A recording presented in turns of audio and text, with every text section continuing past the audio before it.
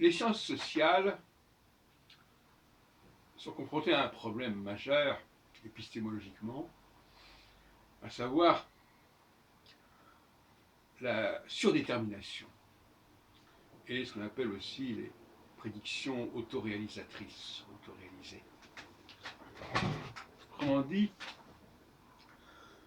quand il s'agit de non-humains qui ne sont pas en contact direct avec le propos de l'observateur, on peut travailler assez simplement, comme dans le domaine de la physique à la limite.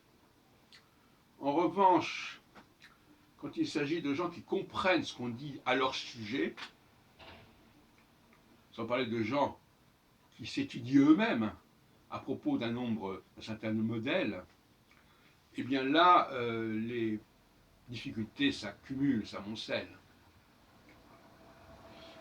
Alors comment résoudre cette aporie, cette difficulté méthodologique? La meilleure façon, c'est effectivement de ne rien dire aux intéressés, de ne pas dire ce qu'on attend d'eux, de ne pas dire ce qu'on a prévu à leur sujet. Donc il y a un droit de réserve, il y a un devoir de réserve, il y a un devoir de discrétion et de non-divulgation. Car dès que je divulgue mes intentions, je me confronte, je m'expose à des réactions, à des rejets, à des dénis, etc. etc. C'est pourquoi faire lire un texte à un groupe de gens qui sont concernés par ce texte, par exemple, est problématique de toute façon. Parce que soit les gens vont vouloir correspondre à ce texte, se profiler d'après ce texte, s'aligner sur ce texte, ou bien au contraire, vont en prendre le contre-pied.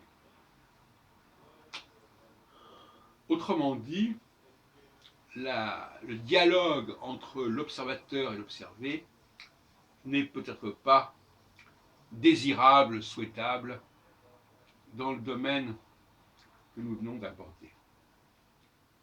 Le deuxième point que je voudrais signaler, c'est que, je prends l'exemple de l'anatomie, d'une manière générale, l'anatomie suppose en fait un fonctionnement normal des choses et qu'il n'y a pas besoin de discours pour fonctionner. Les choses se font d'elles-mêmes. Elles se font d'elles-mêmes pour l'observateur, à condition qu'effectivement, il ne soit pas en porte-à-faux avec l'objet observé.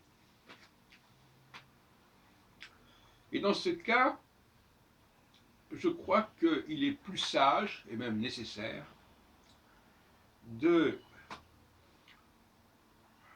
d'intervenir qu'en cas d'urgence. Et certainement pas d'une façon systématique et constante.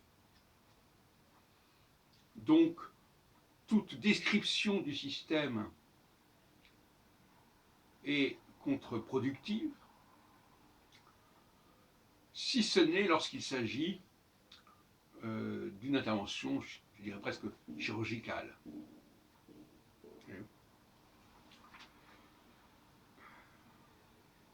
C'est le grand paradoxe de l'anatomiste, au sens large du terme, c'est-à-dire de celui qui décrit un système, un organisme, c'est que la description qu'il va en proposer va interférer avec l'objet concerné, si cet objet concerné est à l'écoute de ce que dit l'observateur. Oui. Donc, dans le cas de l'astrologie, il n'est pas souhaitable que l'on propose des descriptions anatomiques à tout bout de champ.